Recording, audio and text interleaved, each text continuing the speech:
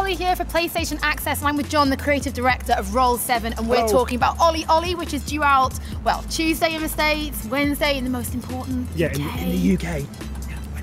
So let's talk a little bit about Roll7, because obviously indie studios have this amazing kind of sparkle about them that you can kind of lose when you get some of the bigger studios. Mainly just tinsel, to be honest. It's a little bit tinsel and broken fairy lights. But tell us about the team at Roll7. Okay, so we started in 2008, and we were kind of doing games for other people, and they were kind of like socially responsible, serious games. Not over that, it's amazing. You're still not over that. It's amazing, because you've now gone from socially responsible to skateboarding. To skateboarding and falling on your face, yeah. Kind of all that time we wanted to do our own stuff, which we did first in 2012. We did a game called Gets to the Exit for iOS, which kind of disappeared under everybody's radar. We spent all of the profit from Gets to the Exit in one night of cocktails. Wow. Either you guys can really drink. Not even a big night, to be honest with you. Either you guys can really drink. And then we sort of we built a bunch of little prototypes in Multimedia Fusion. One of them was OlliOlli. We kind of got the opportunity to go and show it to Shahid, and he was really into it. He basically stole my iPad for like 20 minutes and just played. And then he said, do you want to bring it to Vita? And physical controls, kind of the first console thing we'd be doing, and working with Sony, and we were so up for it. So yeah, that's how we started doing OlliOlli. Amazing. Now let's talk about the game itself, so the skateboarding game, but you've really worked to try and get the tricks in there, because that's kind of your history, right? Skateboarding is your thing. Yeah, so two things growing up was making games and skateboarding. And kind of I think when I was early teens, 12, 13, something like that, I really wanted to make a skateboarding game.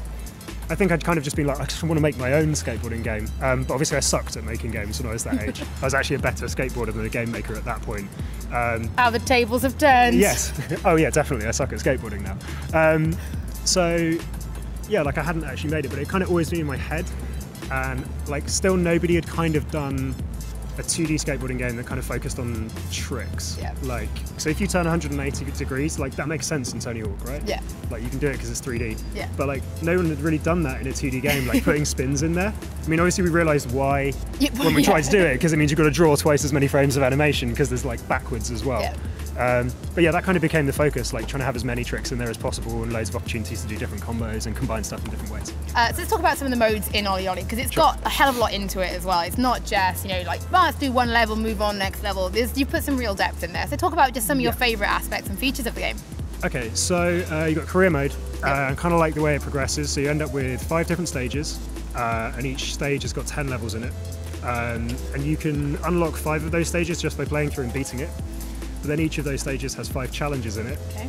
And some of those are kind of just score-based or combo-based or whatever, but then you've also got stuff like beat a level without doing any grinds, so you've got to do really accurate jumps, or beat a level only pushing once, so you've got to be really perfect all the way through.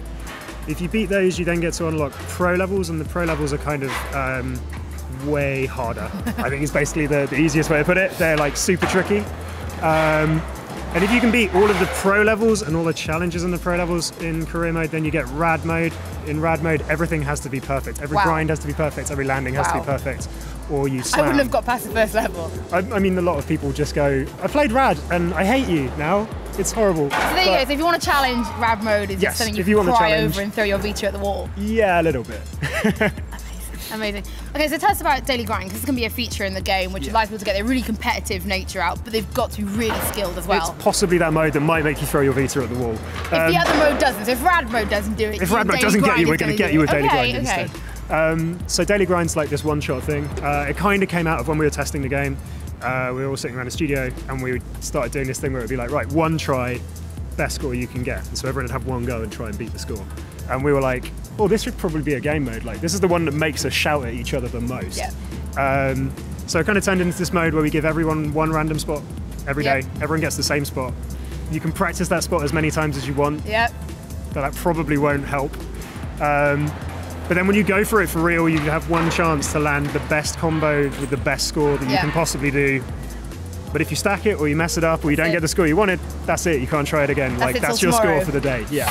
Nice. Now, finally for me, when you're showing this game, and there are people out there that still don't want to give indie games a chance. They look at them and go, that's not for me. It looks like something from the Mega Drive days. It does. As a studio, what do you feel to those people? What would you say to those people that are I don't like indie games, I don't want to play it? you should just give that stuff a try. I mean, I think like the indie arguments are a kind of weird one to get involved with, because like if you want to play like super polished, lovely stuff, that's fine. It's kind of like movies, right? If you want to go and see the super polished, really, really high budget films, like that's fine, and they're fun and everything else. Yeah. But there's some really interesting games out there that are really different on the indie scene.